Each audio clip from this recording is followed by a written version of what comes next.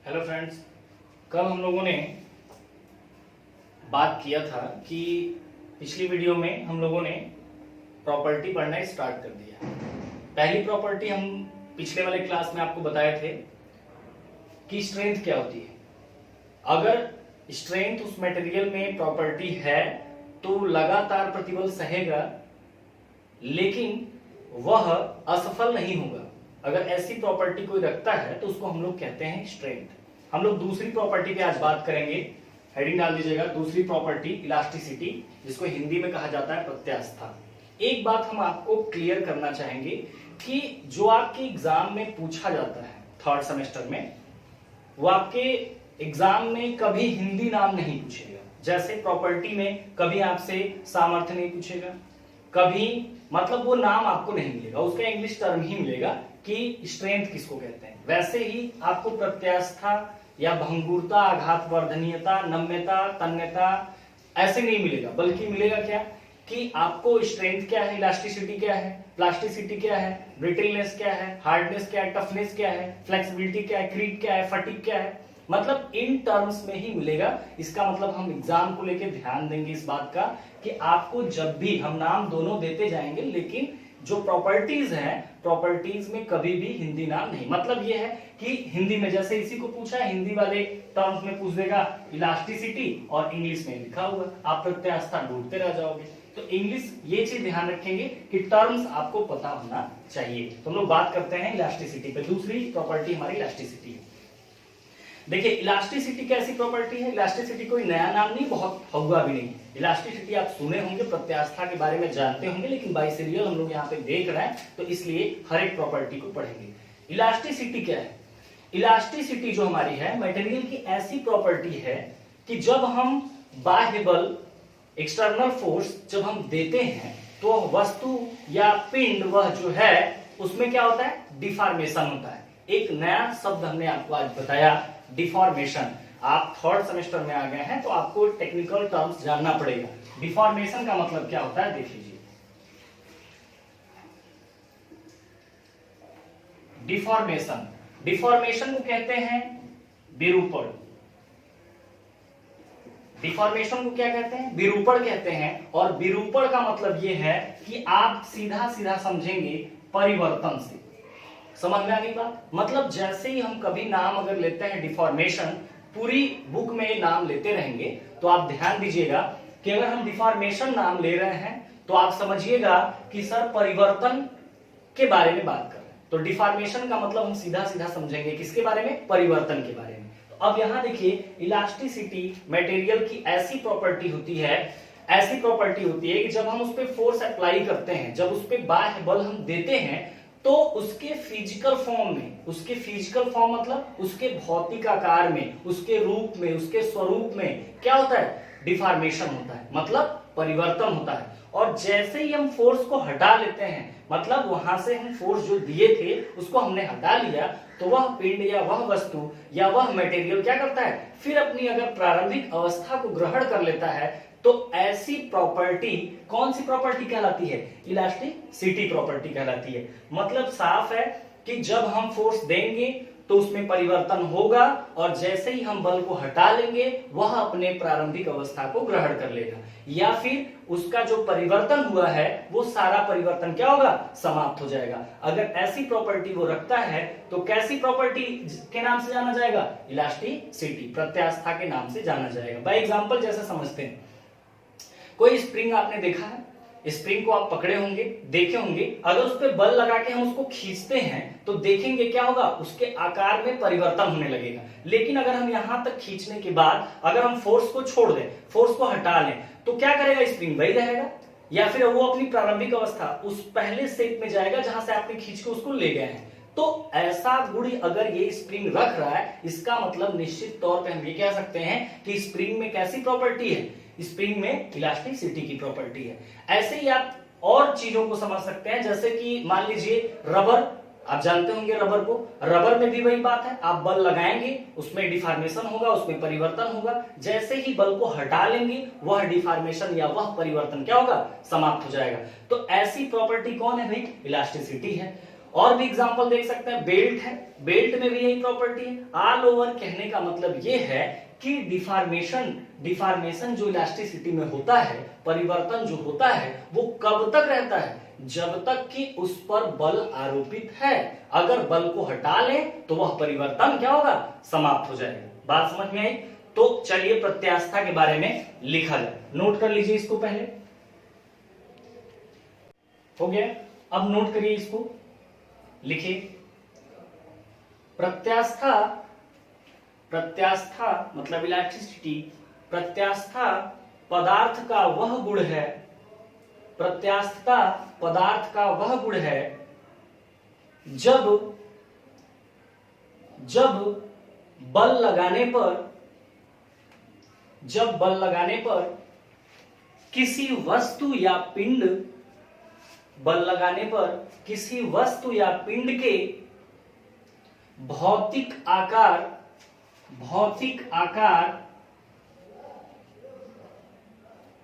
Physical form जिसको बोलते हैं, उसके भौतिक आकार फिजिकल फॉर्म में डिफॉर्मेशन मतलब विरूपण मतलब परिवर्तन, उसके फिजिकल फॉर्म उसके भौतिक आकार में विरूपण तो होता है, विरूपण तो होता है, परंतु बल हटा लेने पर, परंतु बल हटा लेने पर वह अपनी प्रारंभिक अवस्था को ग्रहण कर लेता है। अब जैसे अगर हम तेज बोल रहे हो तो वीडियो में जानते ही हैं क्वालिटी, आप रोक सकते हैं पीछे करके, आप 2 बार 3 बार लिख लिया करिए, ठीक है। जैसे ये तो प्रत्यास्था हुआ, जैसे कौन कौन सा, स्प्रिंग हो गया, रबर हो गया, बेल्ट हो गया इत्यादि। इतना एग्जांपल बहुत है, ठीक है। ये चीज समझ में आया, ये हमारी इलास्टिसिटी थी। नेक्स्ट पॉइंट, तीसरा नंबर, प्लास्टिसिटी,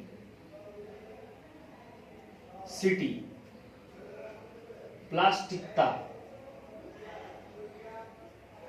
अब हम इसको समझेंगे, तीसरा नंबर हेडिंग डाल दीजिएगा, प्लास्टिकता।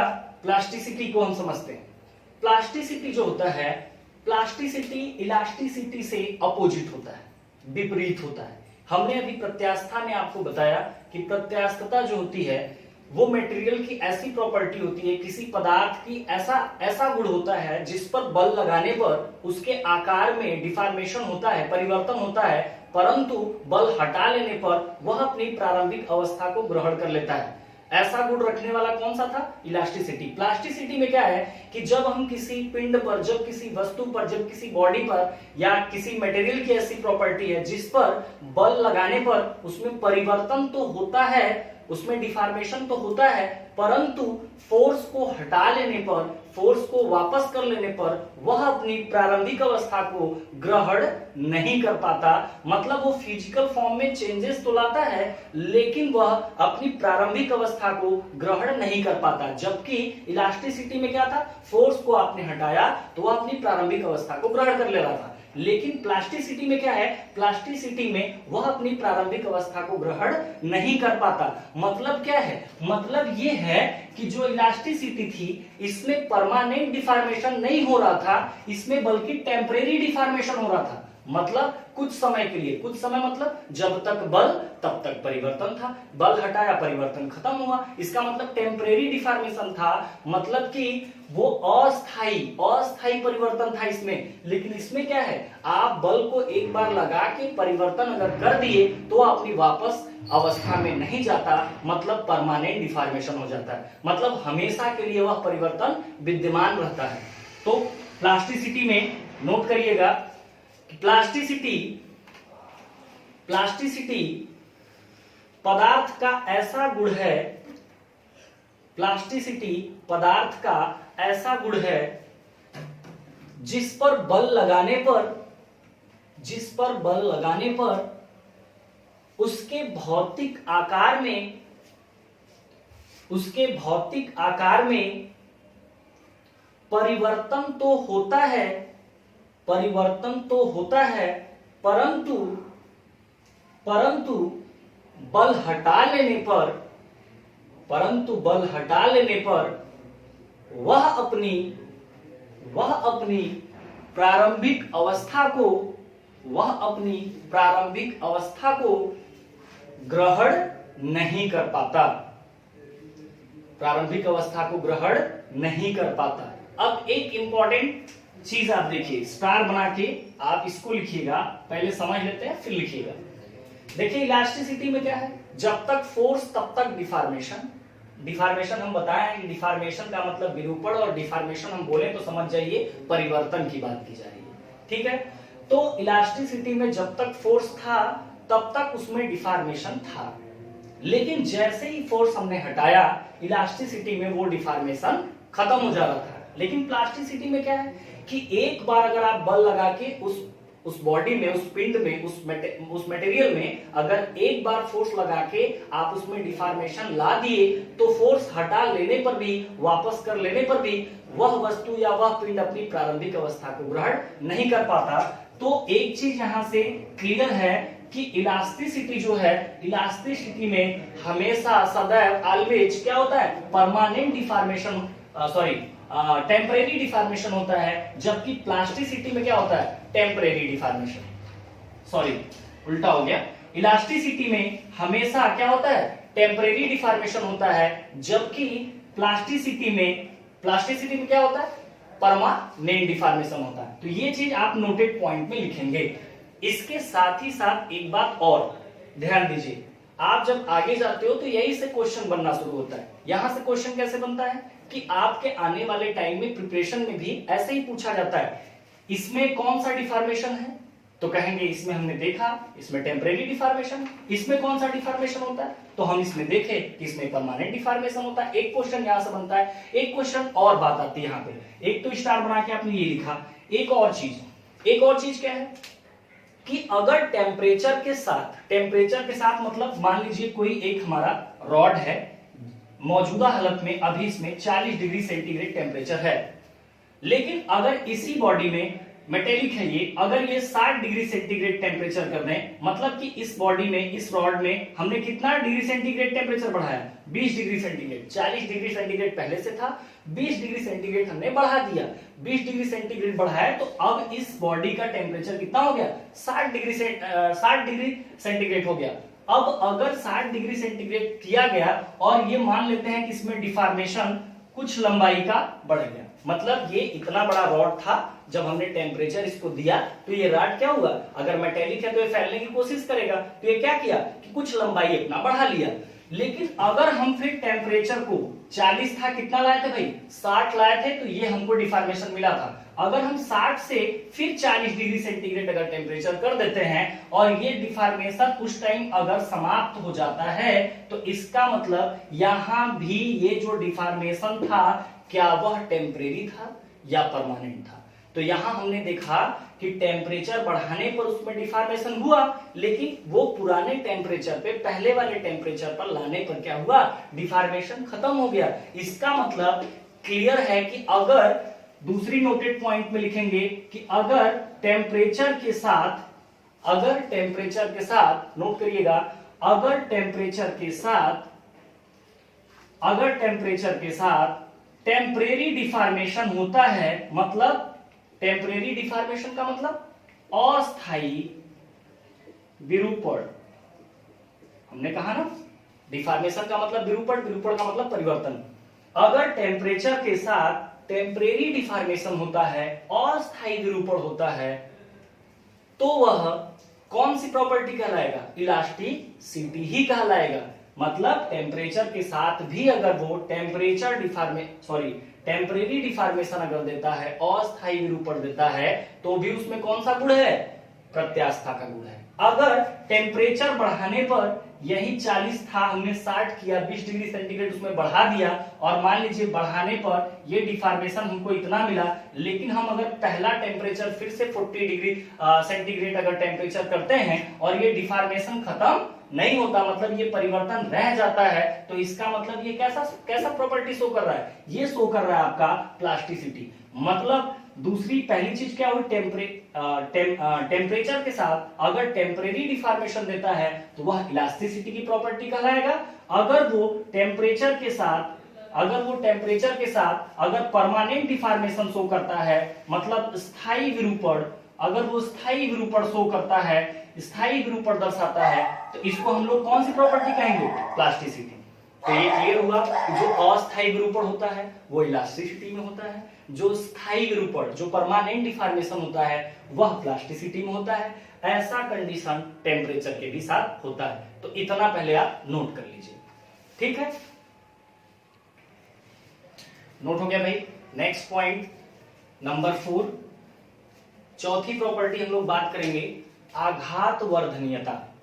आघात वर्धनीयता मेलेबिलिटी। हमने पहले ही कहा कि इस प्रॉपर्टी में जो भी हम लोग 10, 12, 15 पढ़ेंगे, हम हिंदी आपको बताएंगे जरूर, लेकिन आपको इंग्लिश टर्म भी जानना बहुत जरूरी है। और आपको हम बता दें कि ये जो है अभी थियरी 10 पॉइंट है, इसके बाद हम लोग न्यूमेरिकल, डेरिवेशन, डायग्राम, ये सारी चीजों पे आएंगे। बहुत इंटरेस्टिंग सब्जेक्ट है। लेकिन रही बात कि हम लोग प्रॉपर्टी, चूंकि आपके एग्जाम में 5 नंबर, अगर हम पूरी प्रॉपर्टी पढ़ लेते हैं तो ये समझ जाइए कि 5 नंबर का काम हम लोग का हो गया। बहुत तेज पूछा जाता है।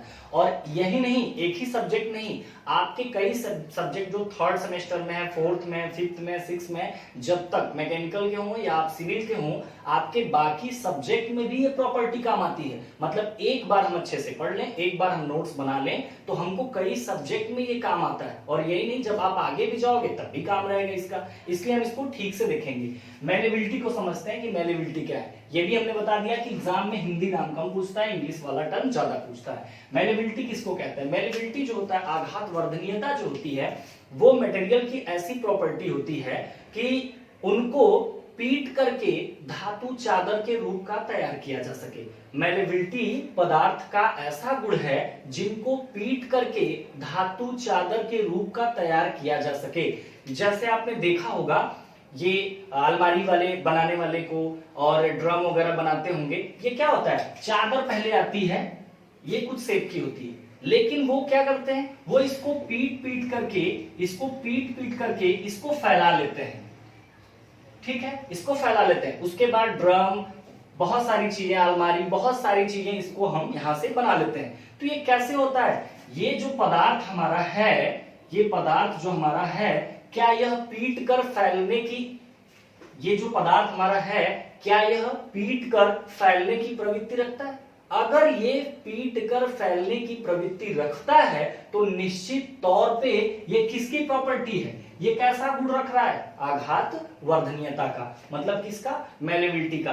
जरूरी नहीं है बड़ी बड़ी इंडस्ट्रियल एरिया में, बड़े जगहों पे, ये जरूरी नहीं कि इसको हथौड़े से ही पीट कर उसको चादर के रूप का तैयार कर सकें। इसको रोलिंग मेथड से भी हम तैयार कर सकते हैं। जो रोल हमारे होते हैं, बड़े बड़े इंडस्ट्रियल एरिया में लगे होते हैं, ये रोल लगे होते हैं। एक हमारा अगर क्लॉकवाइज घूमता है तो एक एंटी क्लॉकवाइज घूमता है। इन रोल्स के बीच में गुजार करके भी हम इनको फैला सकते हैं, काफी लेंथ तक बढ़ा सकते हैं। तो इसका मतलब ये है कि जो फोर्स उस पे आना चाहिए वो संपीड़न का आना चाहिए। संपीड़न का मतलब ये होता है, एक होता है संपीड़न बल जिसको कंप्रेसिव फोर्स कहते हैं, एक होता है तनन बल। एक चीज आप आज सीधे टेंसाइल फोर्स, एक बात आप आज सीधा जान लीजिए, जो हमेशा संपीड़न बल और तनन बल या तनाव बल के बारे में आप हमेशा क्लियर रहेंगे। संपीड़न बल की बात करें तो सीधे मतलब है कि किसी वस्तु या कहीं पर भी अगर बल की जो दिशा है, बल की जो पोजीशन है या फोर्स की जो स्थिति है, वहां पे अगर वो दबाव में होती है, तो ऐसे बल को हम लोग संपीड़न बल कहते हैं। और तनाव बल की बात करें तो जब उसी वस्तु पर जब हम खिंचाव की स्थिति में कोई बल लगाते हैं या कहीं भी अगर वह फोर्स खिंचाव की स्थिति में लगा है, तो ऐसे बल को हम लोग तनन बल मतलब टेंसाइल फोर्स कहते हैं। तो संपीड़न और तनन में कंफ्यूज नहीं होना है। बात समझ में? यहां तक आप क्लियर हैं? मेलेबिलिटी को हमने बताया कि मेलेबिलिटी ऐसी प्रॉपर्टी है जो कि पीट कर धातु चादर के रूप का तैयार किया जा सकता है। अब जैसे देखे होंगे वो जो बनाते हैं वहां पे किस किस मटेरियल का रहता है, आप नॉर्मली देखे होंगे एल्युमिनियम का, स्टील का, ठीक है, ये आप देखे होंगे। तो इसका मतलब ये है कि ये दोनों में क्या है, फैलने की कैपेसिटी है, फैलने की प्रवृत्ति है। इसका मतलब ये कौन सी मटेरियल रखते हैं, सॉरी कौन सी प्रॉपर्टी रखते हैं, मैलेबिलिटी की। तो इसका मतलब लिखिए, मैलेबिलिटी में लिखिएगा जब किसी पदार्थ को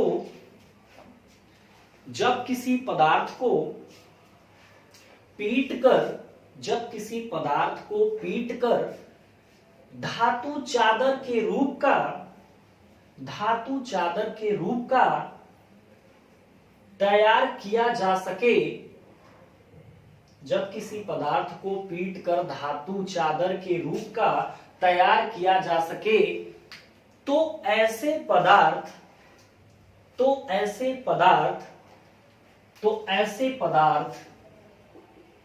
आघात वर्धनीय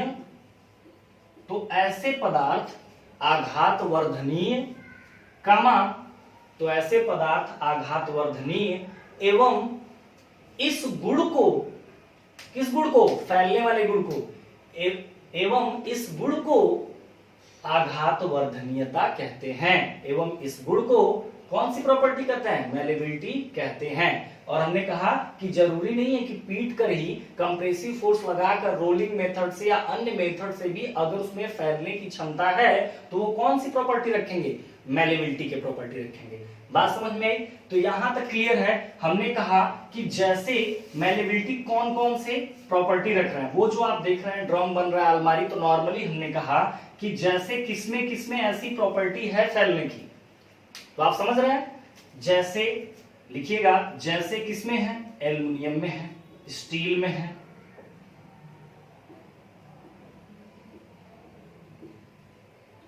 रोट आयरन में है, एल्युमिनियम में है, स्टील में है। एग्जांपल में लिखिएगा, जैसे aluminium, steel, road iron. Road iron को क्या कहते हैं भाई, पिटवा लोहा। जैसे एल्युमिनियम, स्टील, रोट आयरन, उसके बाद आपका कापर, तांबा, है ना। ये बहुत सारे लोग हैं, बहुत सारे एग्जाम्पल हैं जो किसके एग्जाम्पल हैं, मैलेबिलिटी। ठीक है, तो अभी हम लोग वीडियो स्टार्ट किए हैं, थोड़ा थोड़ा क्लास दे रहे हैं। उसके बाद 3 दिन, 4 दिन, 5 दिन में जैसे ही आप सेट हो जाएंगे पूरी तरह से मानसिक, तो हम लोग क्लास को क्या करेंगे, बढ़ाने लगेंगे। अभी फिलहाल लेकिन हाँ, क्लास का या वीडियो की या हम लोग की एक अपनी पर्सनल क्वालिटी ये रहेगी कि आपको जहां पढ़ा के छोड़ा जाएगा वहीं से फिर आपका क्लास स्टार्ट किया जाएगा। तो इतना आप ध्यान रखिएगा कि सीरियल वाइज चलेंगे हम लोग, कौन सा एग्जाम में पूछा जाता है, कितने नंबर का पूछा जाता है, कहां से उठता है। पढ़ाने के लिए आपको टोटल पढ़ाया जाएगा और बीच बीच में फिर आपका जैसे कि मान लीजिए सॉल्व पेपर जो होते हैं उनको भी कराया जाएगा। तो ये सब धीरे धीरे होगा, लेकिन अभी थोड़ी सी आदत आप डाल लीजिए। आपको लिखने में प्रॉब्लम हो रही है, समझने में प्रॉब्लम हो, तो वीडियो को आगे पीछे करके अपना देखते रहिएगा। ठीक है, तो आज के लिए बस इतना ही, फिर मिलेंगे हम लोग अगली वीडियो में। Thank you.